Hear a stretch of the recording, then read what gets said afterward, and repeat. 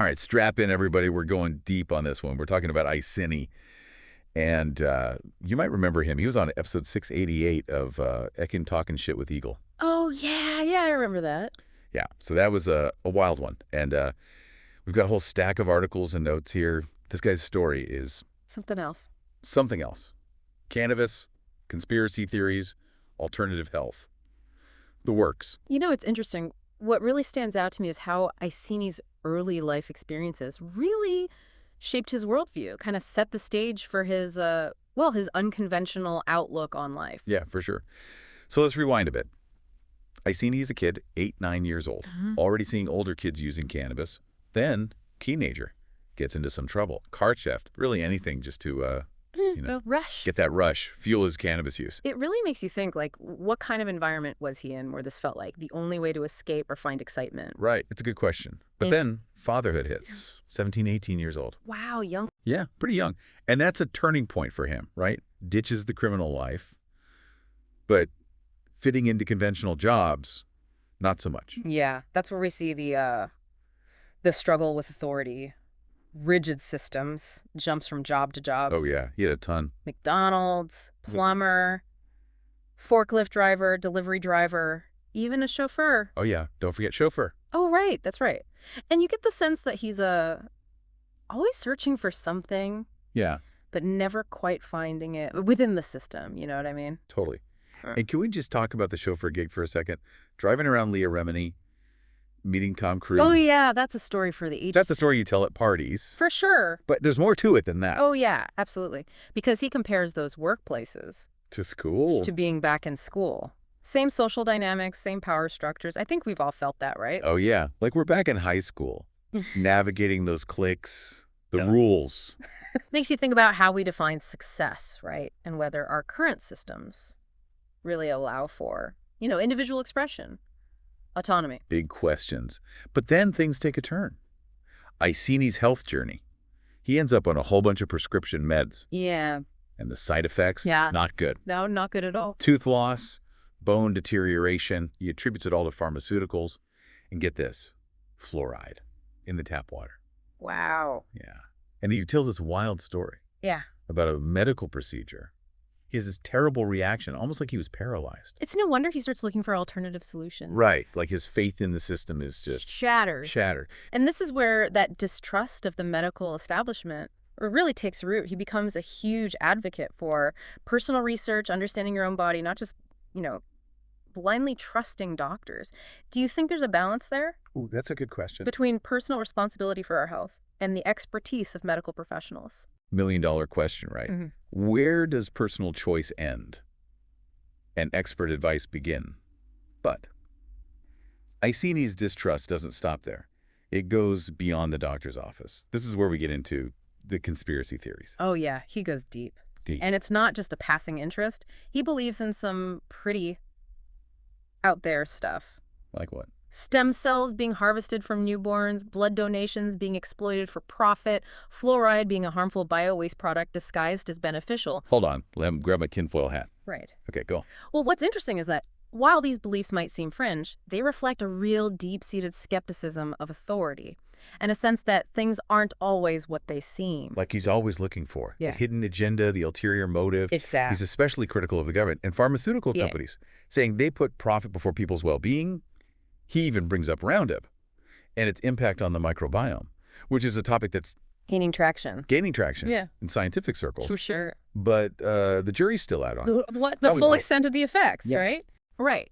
But I think what's important here is not whether we agree or disagree with his beliefs, but understanding where they come from.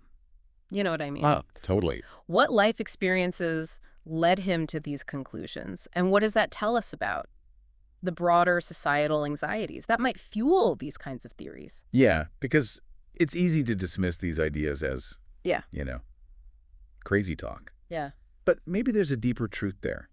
A need to question the narratives we're being fed. Yeah. and to reclaim a sense of agency in a world that can feel Out of control. out of control. Yeah, that sense of being controlled. It's a big theme for Ayseni. He feels like society is structured to keep individuals down, that systems are rigged against the average person. Like the legal system. Yeah, legal systems, exactly. Right. Even things like birth certificates are part of this grand scheme of control. Wow. It's like he sees a conspiracy around every corner. So where does he find solace in all of this? Because Yeah. it sounds kind of Heavy. heavy, yeah. Yeah. Surprisingly, in the online cannabis community. He name drops folks like Brown Guy 420, Mr. Canucks Grow, Clackamas Coot, big names in the organic growing scene. Oh, yeah, for sure. And through them, he transitions from tent growing to this whole no-till living soil setup. It's fascinating how he connects the process of growing cannabis Yeah. to maintaining human health. He Yeah. talks about understanding the underlying processes, whether you're tending to plants or your own body. He's found this analogy for life itself Mm. in the garden. Exactly. But there's also this sense of community there, right? Finding like-minded people who share his passion for cannabis Mm. and his desire to do things In differently, its own way. his own way. And isn't that what we all crave, really? To find our tribe, the people who get us? Even the parts that seem a little... Out there. Yeah. But with Ayseni, there's also this radical honesty. Mm.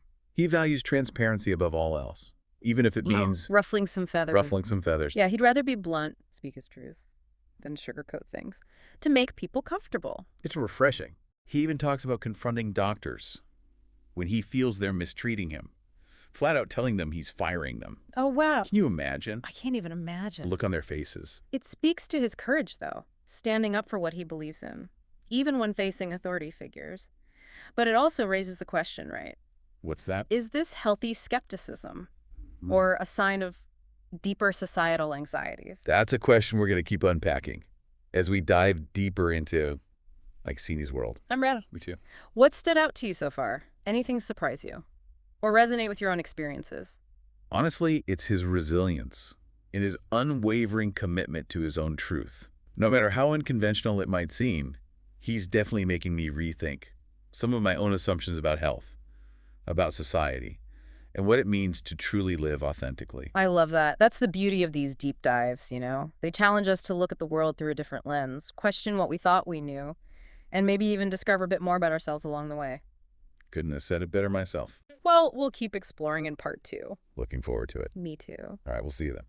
I think with Ayseni, we're also seeing this shift in his relationship with cannabis itself. You know, it started as an escape, even kind of fueled those early troubles, but now it's become something much deeper. Oh yeah, he practically lights up talking about organic growing techniques. It's not just about getting high anymore. It's about understanding the interconnectedness of life. Remember how he compared nurturing a plant? To nurturing your own body. Exactly. It's a really powerful analogy. It is.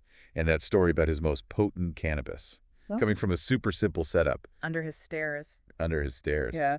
Crazy, right? Yeah, it really challenges the idea that you need all the fancy equipment, elaborate systems to get amazing results. Sometimes. Simple is better. Back to basics. Back to basics, yeah. He even experimented with using supplements Designed for humans. on his plants. What? I know. That's wild. It's like he turned his garden into this living laboratory. Always pushing the boundary. Always learning. There's a real sense of curiosity there, a willingness to experiment and to learn from both the successes and the failures. He embraces it all. And it's not just about cannabis either. Oh no, he goes all in on all sorts of alternative health practices, organic foods, supplements, the microbiome. He even gets into exotic fruits. Like noni. Noni. It's a really holistic approach to health. And it's becoming increasingly popular, I think, as people search for alternatives to conventional medicine. It's about recognizing that connection between our physical, mental, And even spiritual well-being. and remember how he absolutely refuses Yeah. to drink tap water. Oh, yeah. The The fluoride, fluoride. reverse osmosis filtration only. He's convinced it's harming people. Calls it bio-waste. That's a pretty strong stance. It is. But it does highlight this growing concern over the potential long-term effects of fluoride exposure. It makes you think, right? It does. Like, what am I putting into my body? And are the supposed benefits worth the potential risks? He even describes feeling like his third eye opened after ditching fluoride. Whoa, that sounds like a spiritual awakening. Right. There's a sense of transcendence there, of seeing the world in a new light. Which is often associated with those alternative health and spiritual practices. Absolutely. It's about questioning those established narratives, exploring new perspectives, and taking control of your own health and well-being. I like that. For Iceni, it's almost like he's on this quest for truth about the world around him and about himself. He's constantly seeking, questioning, challenging the status quo. Remember that analogy he uses, comparing the way society functions to a company handbook? Oh, He yeah. sees citizens as like employees Yeah. of this giant corporation, bound by these rules and regulations that limit their freedom. That's a really thought-provoking way to look at the power dynamics. In our world. It gets you thinking about the structures that shape our lives and how much autonomy we really have within those systems. And it speaks to Iceni's belief Yeah. in individual freedom. And his suspicion of any system that tries to control people's choices. He even talks about refusing to sign documents, like their contracts trapping him, in a system he doesn't believe in. That's a radical stance. It is. But it comes from a really profound sense of personal sovereignty. And I think it reflects this growing movement of people Mm-hmm. who are trying to live outside the confines Yeah. of traditional systems. Yeah, they're questioning the status quo, exploring alternative ways of living, reclaiming their autonomy in a world that feels increasingly controlling. And even though he's often critical of society, there's this real sense of caring and compassion woven throughout his story. Oh, yeah. He talks about the importance of family, honesty, Right. treating others with respect. Even when you disagree with them, Exactly. which can be hard. It could be really hard. But it shows that it's possible to hold strong convictions, challenge the status quo, while still having empathy. And compassion for others. It's about engaging in dialogue, even when it's difficult, striving for understanding, even when you disagree. Like finding that balance between his rebellious spirit and his genuine desire to connect With other people. with other people. Yeah, he might be blunt, but it comes from a place of honesty, not malice. And maybe that's why he connects so strongly with the online cannabis community. It's a space where he can be himself, Yeah. share his experiences, connect with people who share his values. And his passion for the plant. For the plant, for sure. He even admitted that he was hesitant to join that YouTube show initially. He's not a fan of crowds, big groups. But it seems like he found his niche within that community. He did. A place where he can contribute his unique perspective and connect with like-minded people. It just highlights the importance of finding your tribe, Yeah. the people who accept you for who you are. Even the parts that might seem a little Quirky. quirky or unconventional. Yeah. It's about creating spaces where people feel safe to express themselves, learn from each other, support each other's journeys. That story about losing his dog was Oh, so moving. incredibly moving. Remember how he felt blessed to be able to provide a peaceful, natural passing at home. It was beautiful. That's A it. reminder of the circle of life. Yeah. And those deep connections we form with our animal companions. It really resonated with me, too. It speaks to his sensitivity, Mhm. his appreciation for those simple but profound moments in life, Finding beauty and meaning, even in loss. and cherishing the bonds we have, With those we love. human or animal. Exactly. And speaking of profound moments, his description of feeling connected to this larger hologram or matrix, Oh, yeah, that was fascinating. it really suggests a deep sense of spirituality and a belief in something beyond the physical realm. That concept of interconnectedness, a web of energy connecting everything. It's a common thread in a lot of spiritual traditions. It is. Recognizing that we're not isolated individuals, but part of this larger whole, a cosmic dance of energy and consciousness. He even mentions reincarnation, the idea that our experiences in this life carry over into future lifetimes. Challenging our linear perception of Yeah. time and existence, The notion of cyclical time. death and rebirth, It's a core belief in so many cultures and spiritual philosophies. life as a journey of learning and growth. Each lifetime providing opportunities. To evolve. Expand our consciousness. That's a beautiful way to look at it. It is.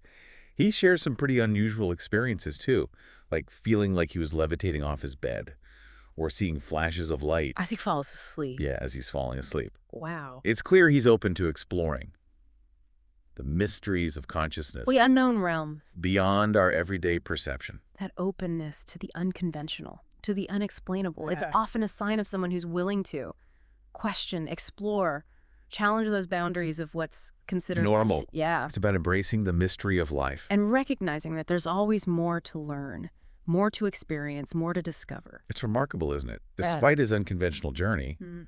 and all the challenges he's faced, there's this genuine sense of contentment, Even joy. even joy, Yeah.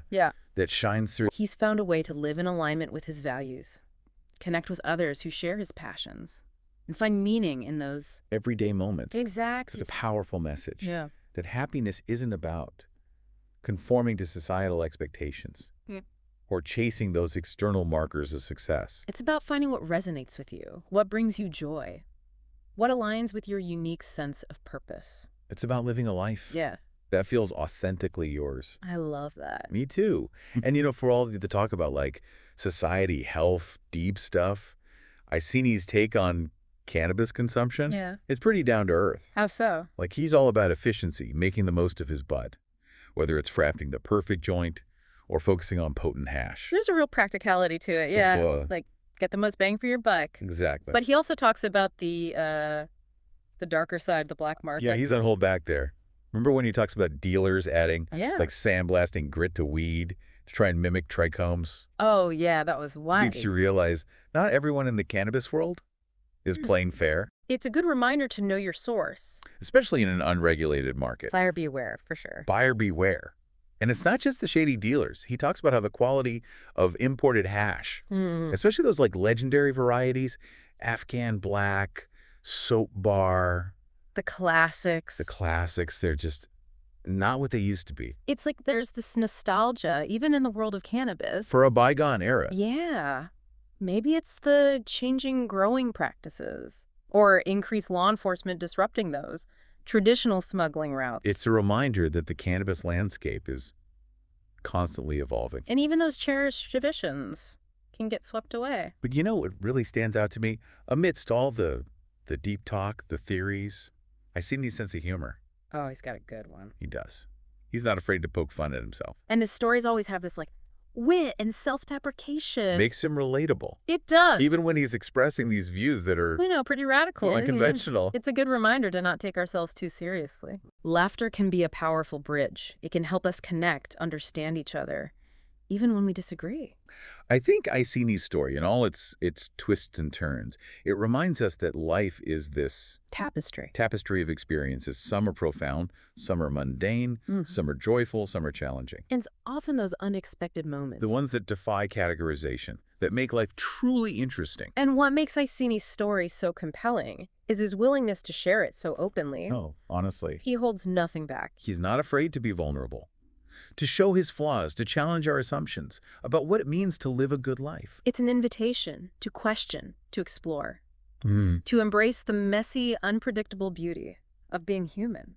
So what does it all mean? Big question. I think Icini's journey challenges us to rethink our ideas about health, about society, even our own place in the world. He encourages us to question authority, to seek knowledge, to prioritize personal autonomy. And maybe most importantly, it reminds us that even in a world that can feel chaotic, controlling, there's always space for laughter, for connection, for a good story well told. It's about finding beauty in the unexpected and creating a life that feels authentically yours, even if it means going against the grain, forging your own path. Icini's journey is a powerful reminder that there's no single right way to live.